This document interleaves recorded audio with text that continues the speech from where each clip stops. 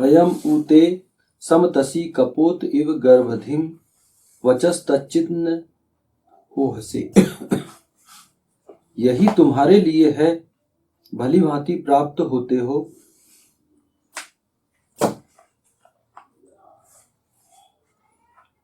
जैसे कबूतर उसका गर्भ धारण करने वाली को, इसी कारण हमारे वचनों को तर्क पूर्वक विचार करते हुए प्राप्त होते हो।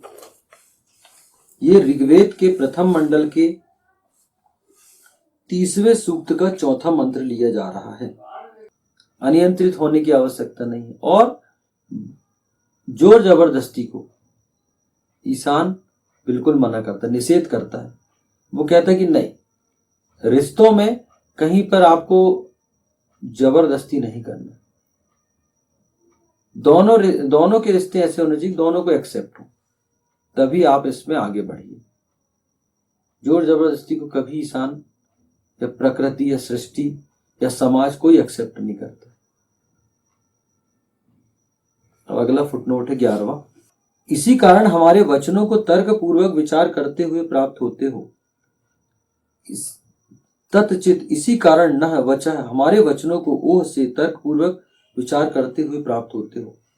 ईशान परम परमात्मा के वचनों को आंख बंद करके, बुद्धि के दरवाजे बंद करके श्रद्धावश मानने की कहीं कोई आवश्यकता नहीं है।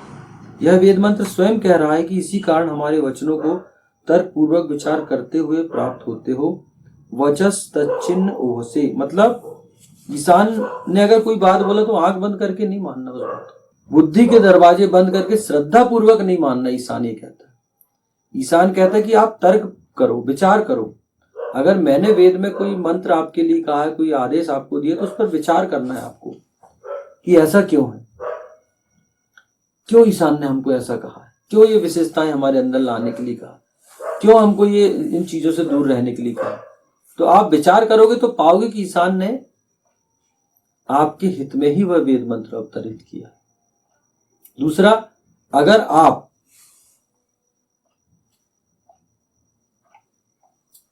उसकी गहराई में जाएंगे, उसका अच्छे से विश्लेषण करेंगे, तो आप देखेंगे कि वो उसमें बहुत गहरी बात होती है। उस वेद मंत्र में वो विशेषताएं अगर आप लाओगे तो आप उन चीजों, उन विशेषताओं के माध्यम से ज्यादा सीख सकते।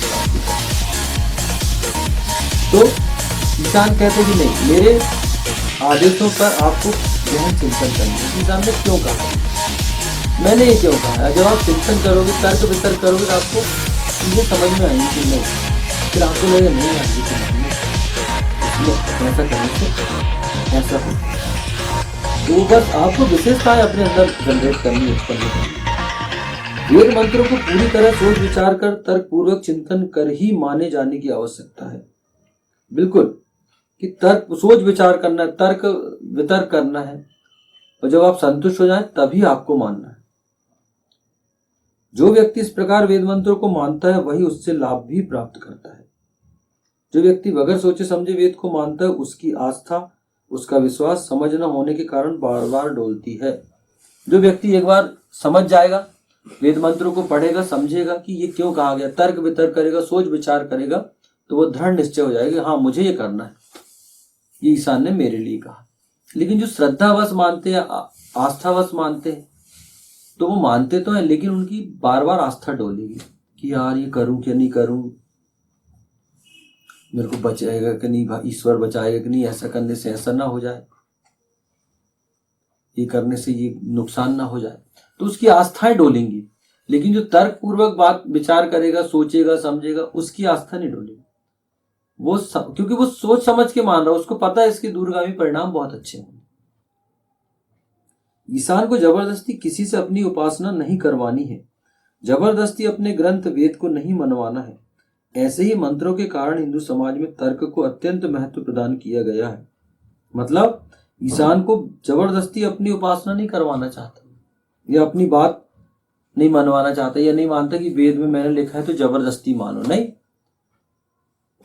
उसके लिए तर्क वितर्क है, विचारों का आदान प्रदान। हमारे यहाँ वेदों के जो एक्सपर्ट हैं, पहले ऋषि महर्षि होते थे, तो हमारे राजा महाराजा आम जन उनके पास जाते थे कि गुरुदेव हमको ये मानना है, तो आप बताएं कि इसके क्या फायदे हैं, क्यों माने हम इन चीजों को। तो वो एक्सप्लेन करते थे, विश्लेषण करते थे और बताते थे कि नहीं यही हित में है आपके। तो इसके लिए तर्क को बहुत अधिक महत्व प्रदान किया गया। तो भगवान मनु ने कहा यस तर्केण अनुसंधते स धर्मः, जो तर्क से अनुसंधान किया जा सके वही धर्म है।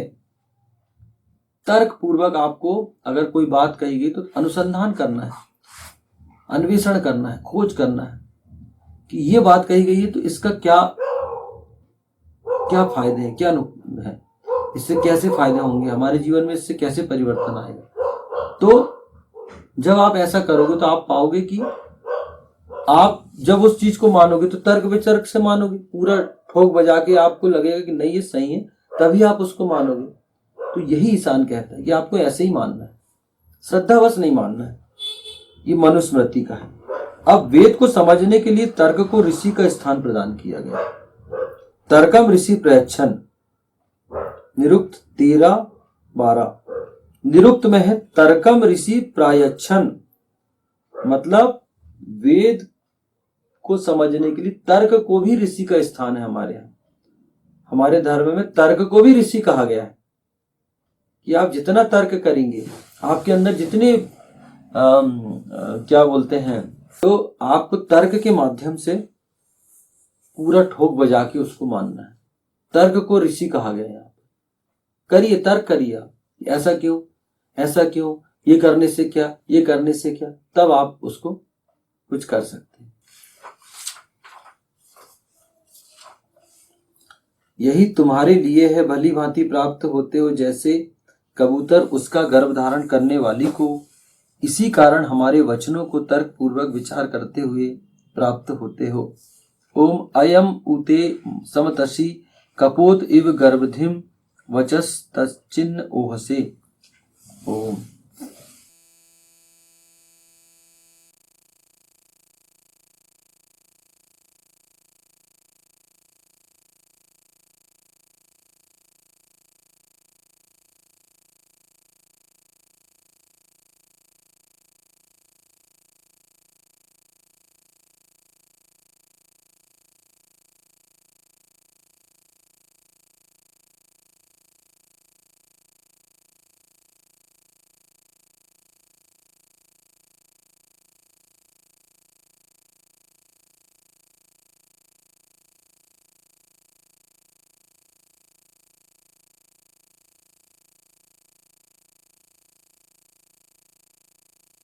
वैदिक पर्सपेक्टिव के इस YouTube चैनल को सब्सक्राइब करें, वीडियो को लाइक व शेयर करें।